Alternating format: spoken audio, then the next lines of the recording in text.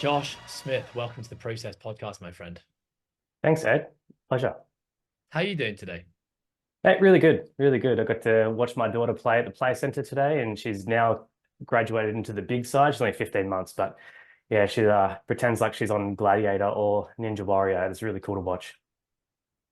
That's awesome. Josh, tell us a little bit about yourself and what you do.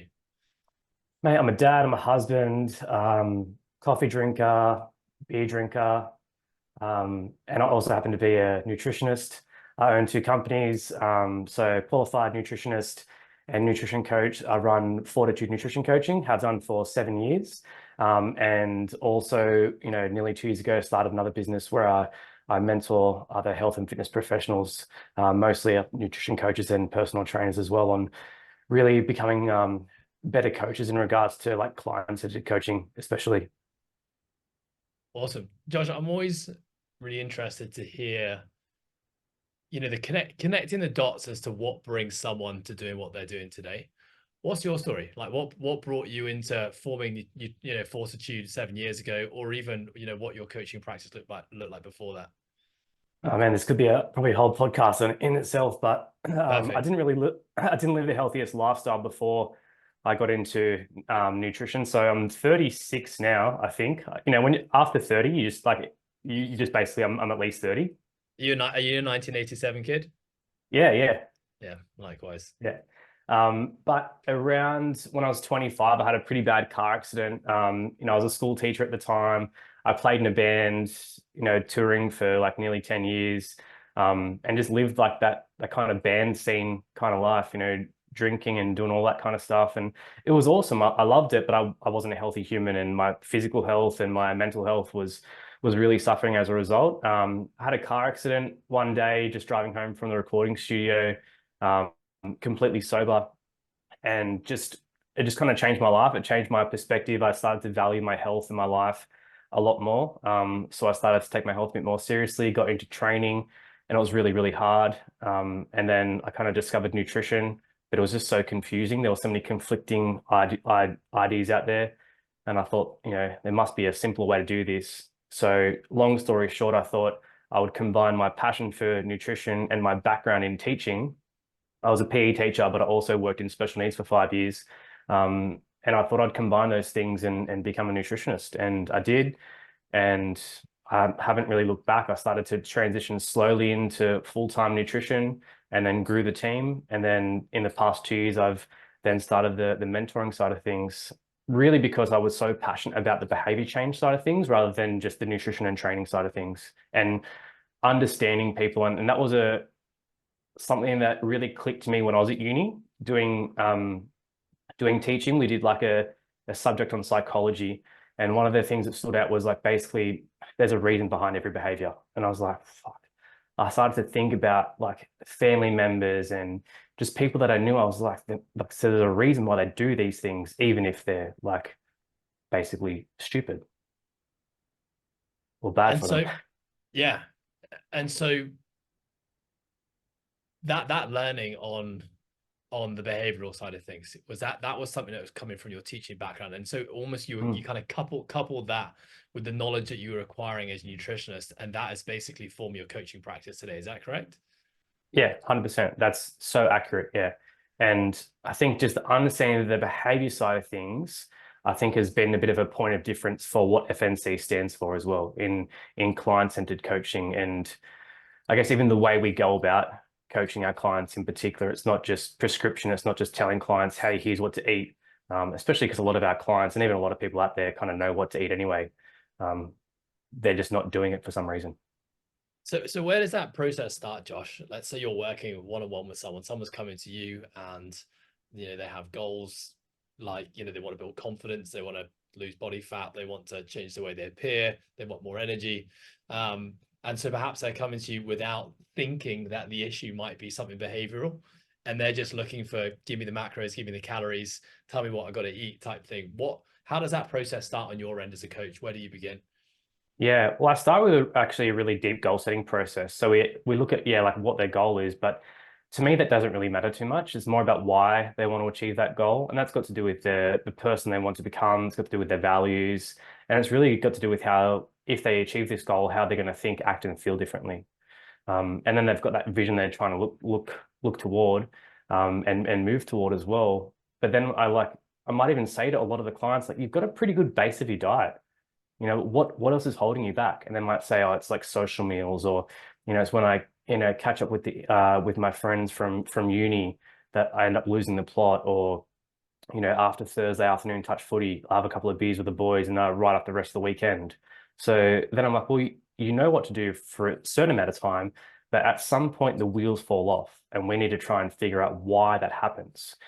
So, and a big thing that I say in regards to goals, but also actions, like, I don't care what your goal is, because goals are neutral. I care about why you want to achieve the goal and how you go about it. That determines its effectiveness. The same for someone's habits and what they do. I don't care about what you do. I care about why you do it. All right. So the example I use is, if you have, 2 beers on a Tuesday afternoon, I'm not going to get mad at you. I'm going to ask why you had 2 beers on a Tuesday afternoon. Because if you've had a really stressful day at work, that's very different to if you're celebrating getting a promotion. And is that forming the reputation that people coming to you now, company's been around for 7 years, and you're saying that this is kind of like the footprint of how you guys do things? Have you noticed that people are now coming to you seeking that? Yeah. Yeah, more so the ones that especially come through social media, and they see kind of what our messaging is about on Instagram, and especially on the stories where, our personalities are on there. They kind of know what to expect now. The ones that come through like a bit of an SEO search or Google search, they may not really be as prepared for it. And that's okay. Like, when I go through this goal setting process, some people have never been asked these questions before. They've never been asked what's most important to them. They've never been asked what's on the other side of losing 5 kilos, or, how would you show up in life differently if you're more confident? So I have to just give them the space to also gain that trust with me, also me to gain the trust with them, then to be able to share those things.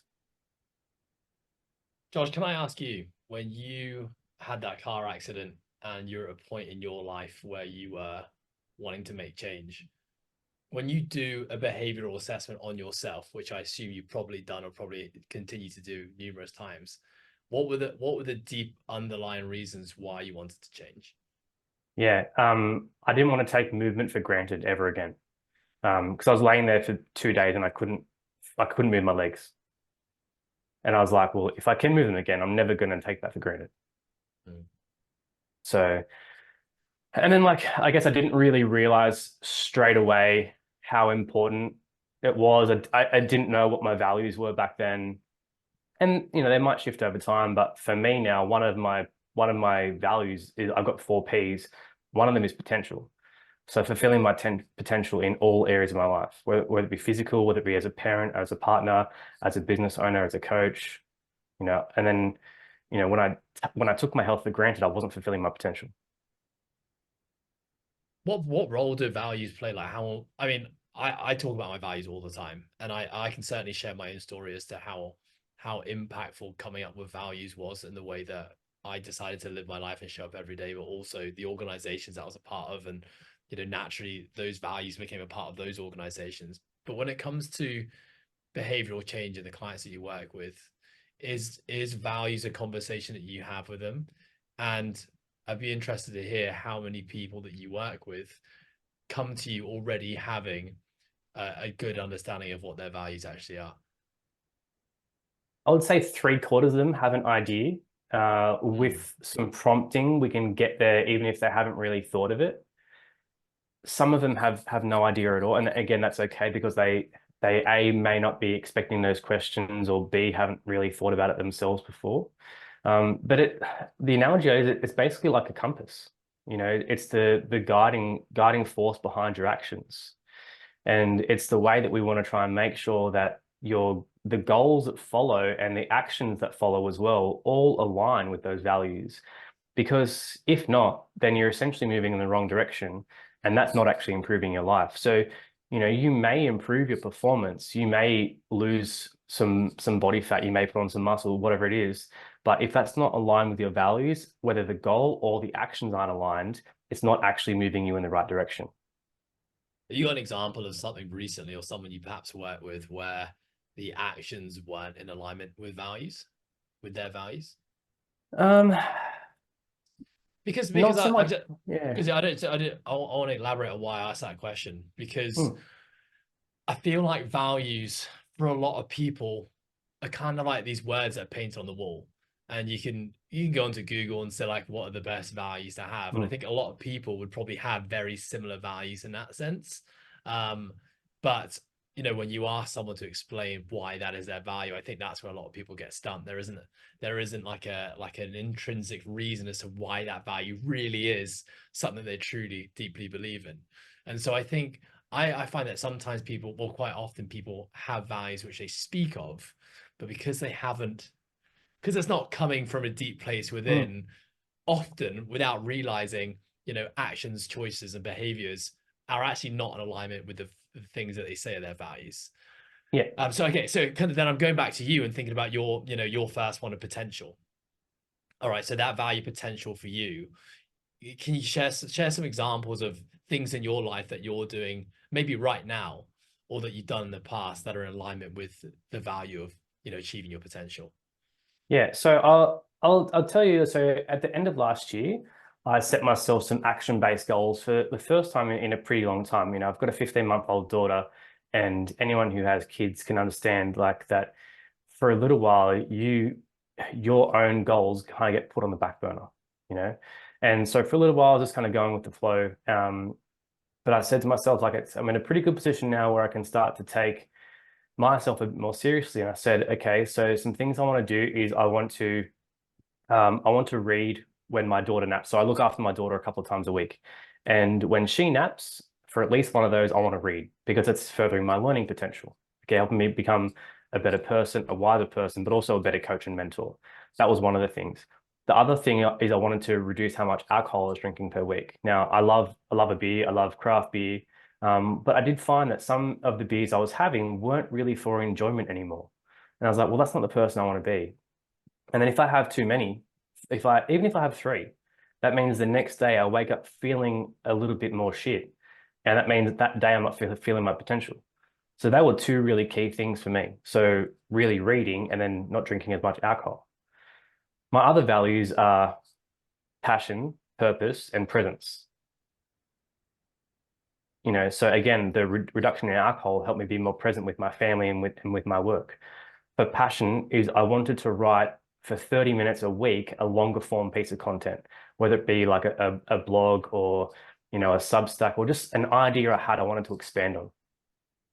And then passion is like that's kind of what I want my daughter to see, like a father who is very passionate. And What, then what, purpose is acting with a purpose as well. what was that process like for you in coming up with your four Ps? A lot of therapy. Yeah. Yeah. But I'm like, again, I said like I used to be a musician, so um I like things that sound. I don't mean the values sound good, but like the four Ps, like they are all meaningful to me, but they have a nice ring to them. So I like things that rhyme. I like alliteration as well. So it's a nice way to wrap it all into a nice bow. Yeah, I can see that now. Yeah, but I've got other things like solitude. Like solitude is really, really important to me. I was an only child. So now as much as I love my family, I still need some time for myself.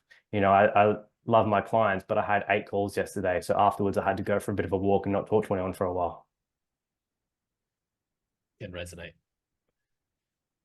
Josh, tell me about the different behavioral concepts. You're a guy who's done a lot of learning, and obviously this has now formed the basis of how you work with people now. But I'd love you to tell me about one in particular, which you've already mentioned a couple of times, which is the idea of cognitive behavioral therapy. If you can just talk us through that. Yes, we talked about that on the podcast in the past, but I'd love to then link that back to how that's then implemented in your coaching practice. Yeah. Like there are probably are four main ones that I work through, but yeah, with CBT, in a nutshell, it's essentially that our thoughts, our feelings, and our behaviors all interact. So they don't happen on their own. It's like when you do something, it affects your thoughts and your feelings. When you think something, it affects your feelings and your behaviors. And when you feel something, again, it affects your behaviors and your thoughts. So let's say, for example, we go back to that beer analogy where you have 2 beers on a Tuesday night, and that's the behavior. And then you think, oh, I've ruined my diet this week. I've had 2 beers on a Tuesday night. And then you feel like you failed. And then the consequence could be further behaviors where you then just go, all right, I'm going to have a whole 6-pack then because I've already ruined my diet. So you can see how they all interact. And what we want to try and do is think about how we can change the thought process, right? So challenge those thoughts or rational beliefs, which could then change the following consequences, which are either emotional or behavioral or both. So let's take that, run with that example then. Let's run Yeah. with that typical feelings that someone has when they have 2 beers and they're trying to, quote unquote, get healthy. What is the thoughts that we need to challenge Yeah. there typically? So we can use the ABCDE framework, all right? So the A stands for the activating event, which is having the 2 beers on the Tuesday night. Now, usually people think that because they've had those 2 beers, that means they then had the whole 6-pack, right? But what happens is it's actually the irrational belief, so the B. You have a belief about the activating event. So my belief is that I have stuffed up my diet, all right? I'm a failure. And then the consequence is I feel like shit, and then I'm going to have the other 4 beers of the 6-pack. That's the ABC part. What we want to try and do is disrupt this irrational belief. So you can ask a few questions. Well, am I taking things out of context? Am I thinking in black or white terms? Am I a bit of an all-or-nothing thinker at the moment? If I zoom out, what's another way to look at this? Again, if I think about what the purpose was, if the purpose was that you're celebrating a promotion or your partner's promotion, then it's fine to have 2 beers on a Tuesday night. All right. You might even say, well, what would you say to a friend in a similar situation? All right. So you're starting to challenge these thoughts by asking some questions. And then the E stands for an effective new belief. And that's like, well, I'm not a failure. I haven't ruined my diet. All I did was have 2 beers, but pretty consistently, I don't drink during the week. I eat really, really well. I train consistently. Like 2 beers during the week isn't a big issue. Yeah, I mean, it sounds so simple when you lay it out like that, doesn't it? Yeah. But I mean, I can think back to younger Ed who had that exact feeling when I had 2 beers. Uh, and obviously it would be a lot more than 2 beers, and then that would mean a whole week of basically avoiding carbohydrates in the thought process being that I need to now do the opposite extreme of what I had deemed to be unhealthy and be absolutely as healthy as possible to earn the right to be able to do that again. And then the pattern just repeated and repeated and repeated until eventually and life intervened in a way. Business became the priority, my health became a priority because of injuries and illnesses that I didn't want to experience anymore, that I decided to make that change. But for me, that ended up because I think there was two parts to that. Number one, I didn't realize that I was stuck in a loop. That was the first part. I didn't realize that there was actually potentially damaging thoughts that were basically reinforcing the loop happening over again. And then the second part to it is that it took me 8 years to change, because life just got in the way, and that was the reason. That was the reason I did change. But if people are listening to us now and maybe thinking about their own behaviors or things that they're doing that they've tried to change and have fallen short on multiple times, what's a framework that someone, alone listening to this podcast right now can start to do themselves to perhaps start to see, to get to D and to get to E? Yeah. I truly think that like this is a great framework just to try and challenge the irrational belief is like what is this belief that I'm having? So what is like not the ABC, but like let's say one, what is triggering this belief? Two, where is this belief come from?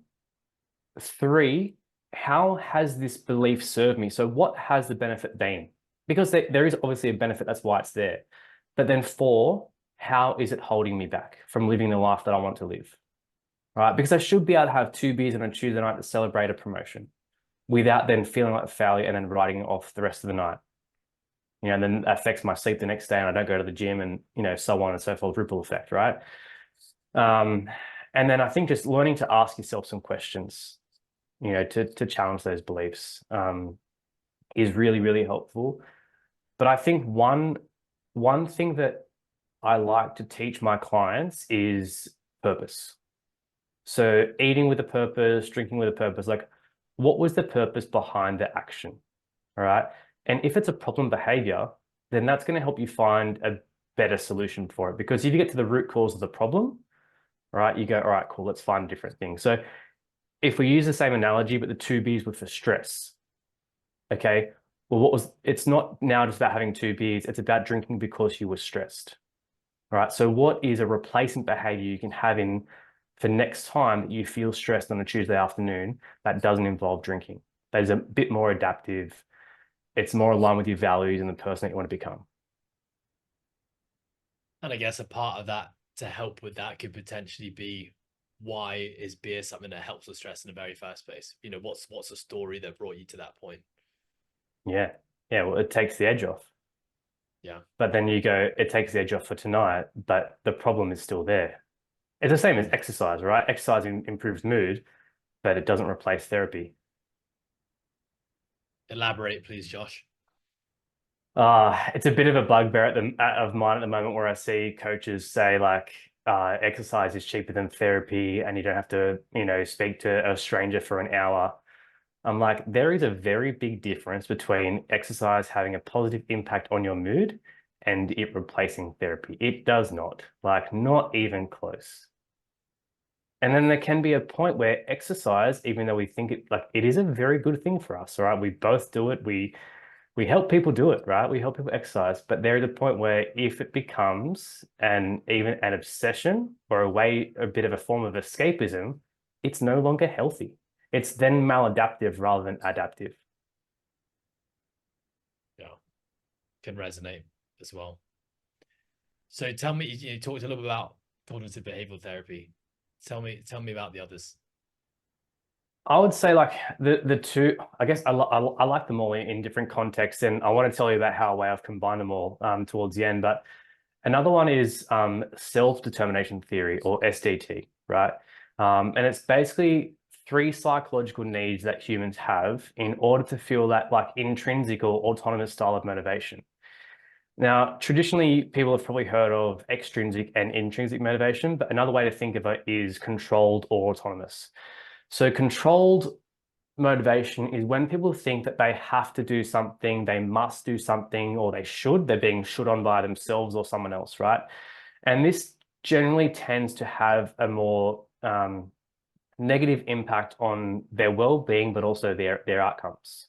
And even if they do the thing for a little while, once that like external source of pressure or that controlling source of motivation is gone, the behavior stops as well. Right. So what we want to try and do is use some things from SDT, which I'll go through in a second, to shift them towards that more autonomous and more intrinsic point of motivation. And that's when they're saying things like, I want to do this. It's just part of who I am, so, or it's important to me. And I think that we do that through making it important, making it interesting, and making it internally driven. And the three psychological needs are competence. So basically, they feel like they can do it. Autonomy, they feel like they have a choice. And relatedness. And that relatedness is between the coach and the client as well. They feel respected, they feel connected to the coach. And, this is where I think like a lot of coaches say, they just follow like David Goggins and Jocko Willink and say motivation doesn't matter. Well, it actually does, but it's the type of motivation that matters the most. Please elaborate. Well, if someone is doing something because they have to or they must, that's the controlling source of motivation. So that's the type of motivation we want to try and avoid as much as possible. We want to try and get them towards that positive end of the spectrum. And this leads me into the second model I want to try and introduce is the COM-B model. So this is three things that have to be present for a behavior to actually occur in the first place. And those three things are capability. So are they capable of doing it? Again, can they do it? Do they have the opportunity to do this? But also motivation. So they need the capability, the opportunity, and the motivation in order to do something. Can you share more on that, please, Josh? Yeah, sure. So let's say I'll use myself as an example. So I would say from when my daughter was 6 to 10 months old, her sleep was terrible, right? And training for me, I was training maybe two to three times a week, probably on average two. I was capable of training, right? I have the physical capability to exercise. I have the motivation to train. I really like training, but I didn't have the opportunity. So the time in my schedule in order to go and do it. Right. And this is where that's the opportunity part of things. So opportunity is kind of two things. It's social, so like cultural, relational, like is it like kind of accepted? Does it kind of fit in? And then the physical, so the time and the location side of things. You know, um, so Mac, who works for me at FNC, he and I use this to explain the difference is that he's a really, really good surfer. And he went all over the world like surfing, but when he was in Indonesia, he did his ACL. And when I was explaining this to him, I said, like, okay, so you have the motivation to surf and you have the opportunity to surf because you have the time in your day to surf, but you do not have the physical capability to surf. Mm. And as much as motivation matters, motivation cannot change someone's capability or opportunity.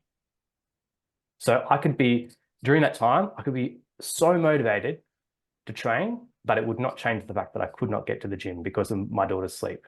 Or I could be really motivated to make the CrossFit Games, but you know what? I'm just not capable of doing it. Like, I'm sorry. Like, yeah, you need all of them. You need all three. So the application of this, Josh, is when one is setting goals or they're trying to create habits to achieve a goal, using this model actually on ourselves and asking ourselves those three things is probably a pretty effective way to know if the likelihood of achieving said behavior or goal is going to be higher or lower. Because Yeah. I can think of any times myself, you know, in the past, younger versions of myself, and I actually haven't heard of this model, but it makes total sense.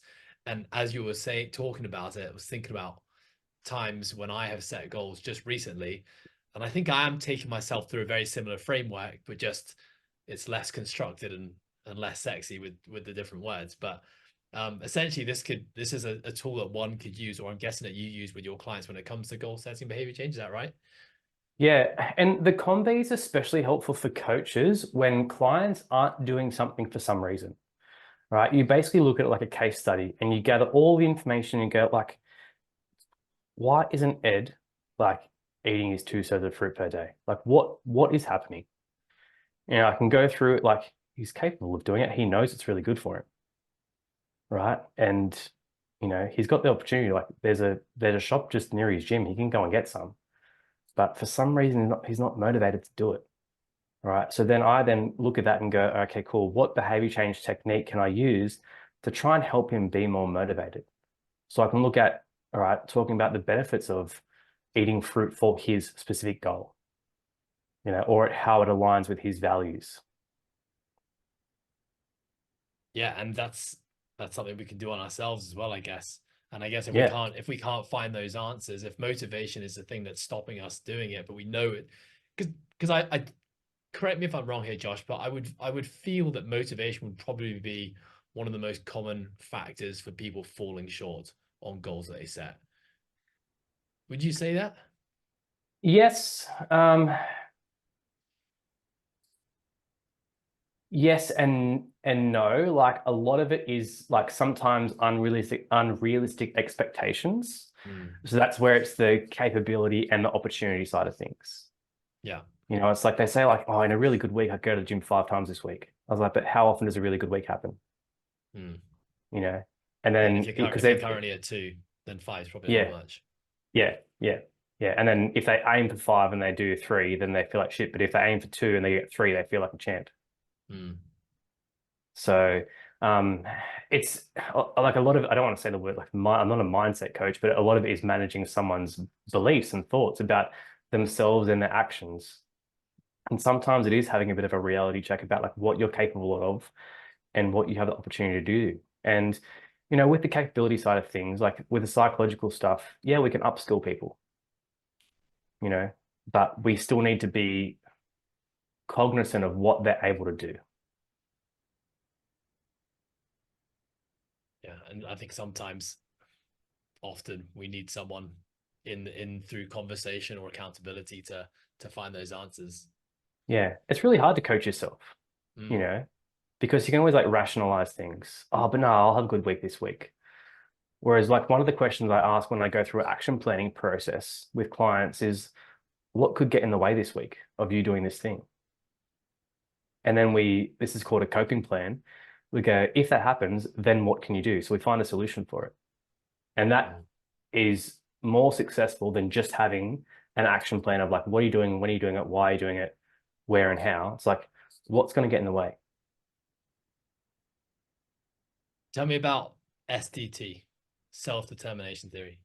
Yeah, that was the first one I went through with the motivation. Ah, sorry, Yeah. acceptance and commitment therapy. Yeah, all good.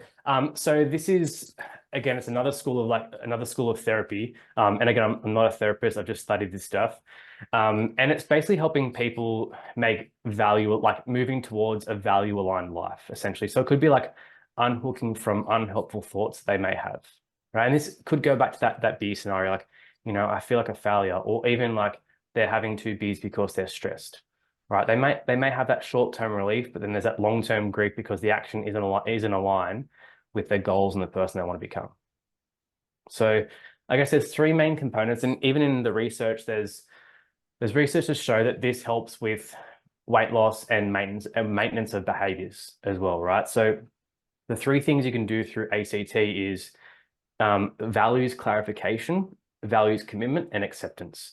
So the clarification is obviously getting clear on what your values are and what's most important to you, right?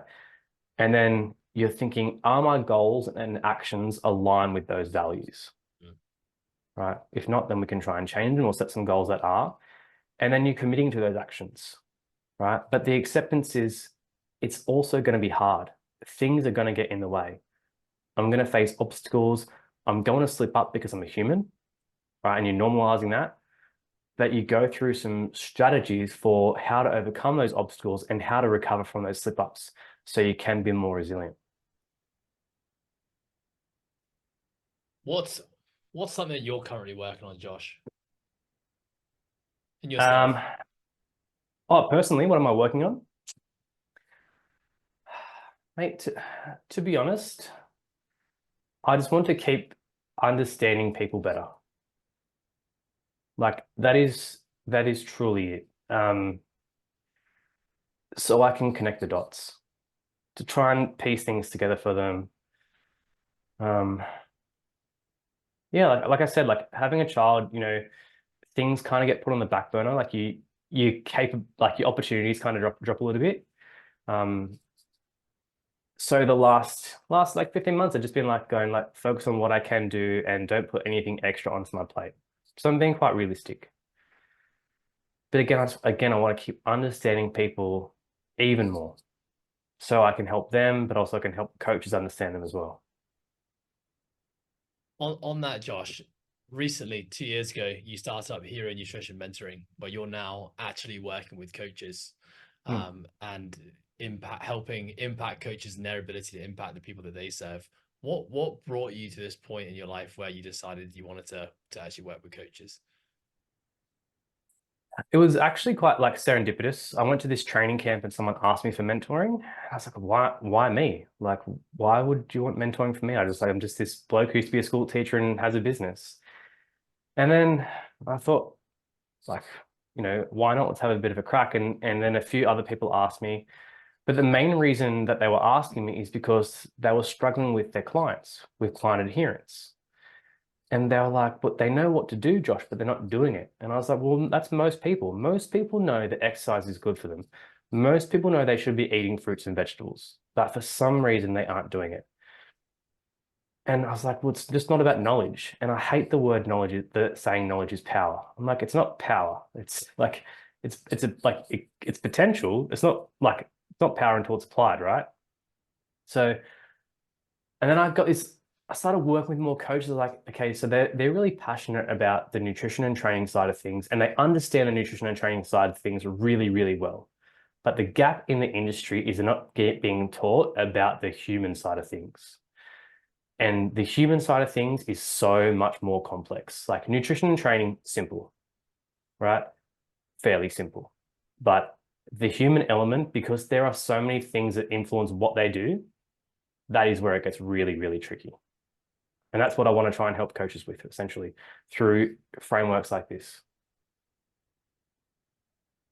And how's that been so far? What's that transition like being now working with coaches? It's awesome. I absolutely love it. I think we said before the call started, like you're just having that bigger impact on the industry and more lives essentially. And it's really quite fulfilling because I just like I also see like other like let's say like tough love coaches on Instagram. And if they influence other coaches, that has a negative ripple effect. But I want to stand up against that. I want to stand for the client-centered, empathetic coaches who really care about their clients and want to have a positive impact on their lives. I resonate a lot with that, Josh. It's tough though, isn't it? The Instagram world glorifies like hard opinions and strong opinions, and like an it depends, or a no magic answer that's going to fix everything answer doesn't get the likes and the shares in the same way. And so I feel that social media is filled with more of the former and less of the latter. um and I certainly know that in my earlier days of coaching and trying to figure out the things like social media and how I can make an impact and use this free platform to help more people, I could feel myself getting pulled into also having to take hard stance on things, which is totally against how I really think and how I really feel. And for sure, there were times I posted things that I would think, oh, that's just not me at all. Yes. And it would just not resonate or feel good about it at all, even if the likes and the engagement was so much higher. Is that something you think about? Yeah, again, it goes back to values. You were basically acting out of alignment with your values and what you truly believe in. And I think that there is so much for, again, like, so one of the things I help coaches with as well is the content creation side of things and doing it in a way that's authentic. Because Mm. if you aren't authentic, like, I don't know, again, this could be a whole different podcast because we can go down a real rabbit hole in regards to likes and shares and saves and being authentic and what's popular. But what does it reinforce if you are inauthentic and people really like it? That you have to keep wearing a mask and being inauthentic. So it's no longer actually really you getting the likes, it's the mask. Mm. I think this is potentially really dangerous for the coaches that use their rig to get likes and clients because it's no longer about their coaching skills. It's about how they look. So they have to maintain how they look. And then they've got self-doubt about their coaching. So yeah, it's hard. Like I love social media. I really do. I think it's a tool. And again, the tool is good or bad. It's just how you use it and how it impacts you. I've made some amazing connections. Like I wouldn't be on this podcast if it wasn't for social media either. A lot of great clients. I get to work with clients all over the world. But I guess some people just, I guess, use it in maybe in a way that isn't helpful for them. Would you be open to sharing some thoughts, Josh, on how coaches especially can use social media to be something that's a really powerful, helpful tool, and that's something that could be, a real positive influence in their life? Because I certainly know that I every day when I journal about the three things I'm grateful for, at least once a week, social media is one of those things Mm. because of Yeah. similar to you, just the opportunities that have come from it. And when people talk about this idea that they label themselves as someone who has a bad relationship with social media. um I can totally understand where they're coming from, but I don't. Mm. And Yeah. I know how I've gotten to that point where it's something that I really value and something I actually really enjoy, because I've experienced when it was something that I didn't enjoy and everything that came with that. So because I think there's a lot of coaches with a lot of really great value to give, um and they can see that social media can be this really beneficial tool, and they can see, you know, coaches like yourself doing a fantastic job on that and being, you know, very authentic, and that's really attractive and people gravitating towards that. But how does one start? Or if someone is in that boat right now where they feel like they have this not so positive relationship and can't seem to use it to be something that's beneficial or enjoyable for them, where do they start? Yeah. I think it comes down to like trying to think about what are the benefits of using social media for you and for your business, right? So you've essentially got a bit of motivation as to why you want to do it.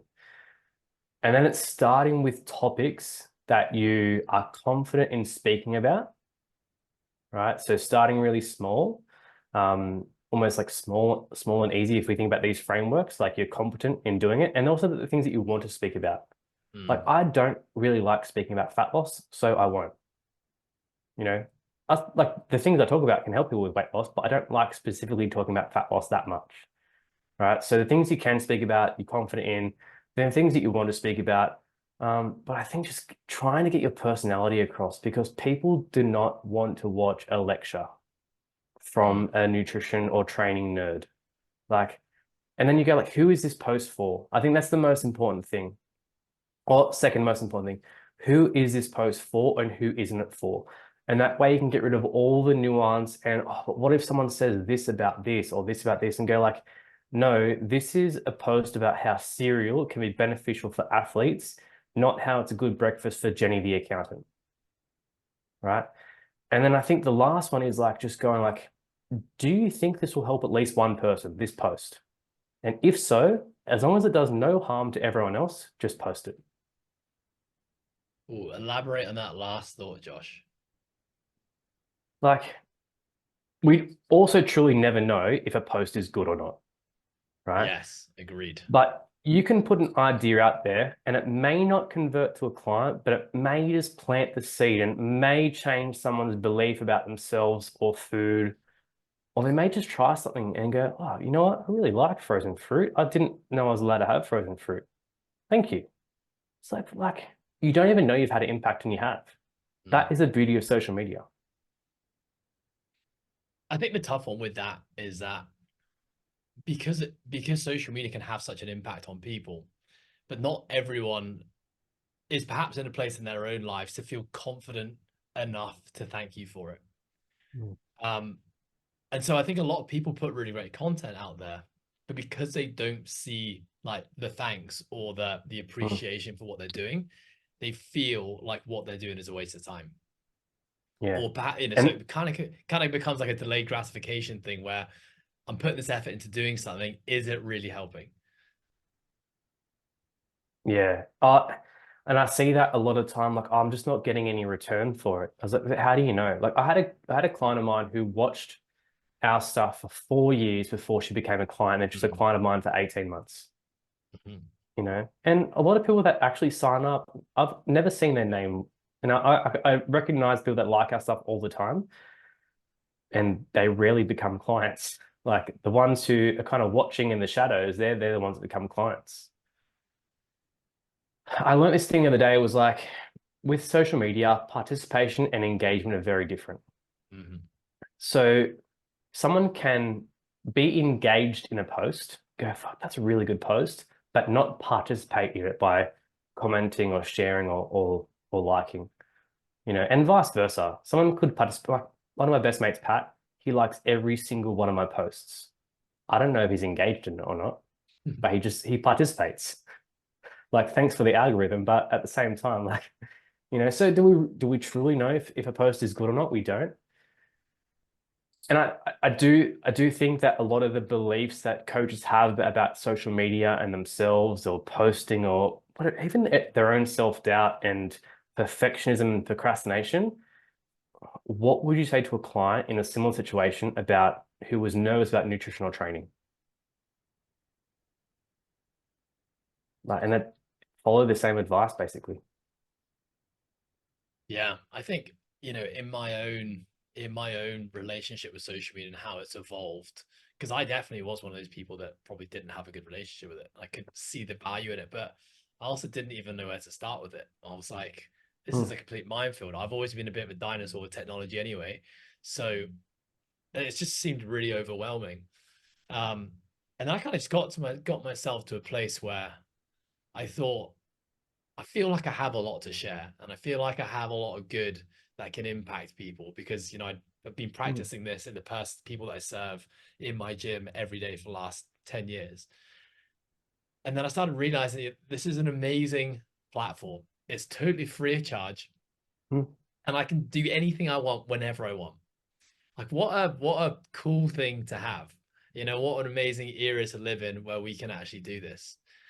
And then the second part that reinforced it, because there's certainly been times where, I've been consistent. I've been consistent for a long time, and I feel, I ask myself the question sometimes, like, oh, sometimes I feel like I'm putting a lot of work into this, and I'm really not sure if I'm impacting people's lives in the way that I want to. Like I think this is an awesome post or a great story that I think if someone listened, could be the thing that really changed their life.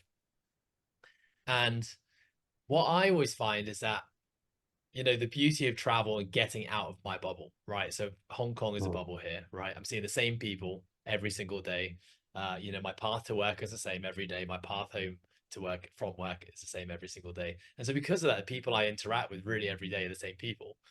And I guess I was looking at those people to give me confirmation that what I was doing was really good. Mm. But yourself, when you know someone that you see every single day who's doing good stuff, you're not going to tell them every single day that Yeah, the yeah, thing they're doing is good because you told them yeah, once, and you probably think that's enough. And I find for myself, every time I get out of Hong Kong and I'm able to connect with the wider community, that's where I'm always really reminded of the power of social media and things like the podcast. When people yeah, will come up to you and say, I read that post, that made such a difference in my day, or I started coaching because of that one podcast that you did.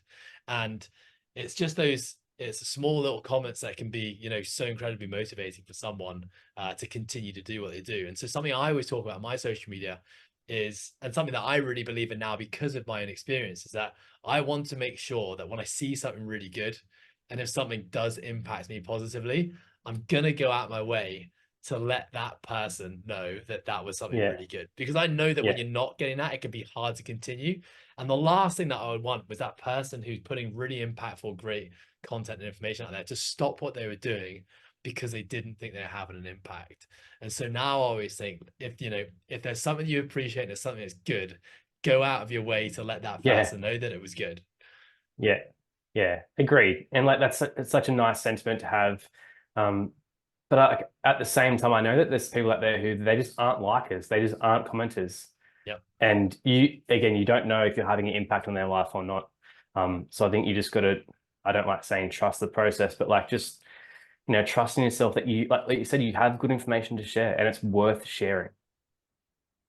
And I think it goes back to like, who are you sharing it for? Are you sharing it for like, I don't know, to be accepted by other nutrition and training professionals, or are you doing it to help people?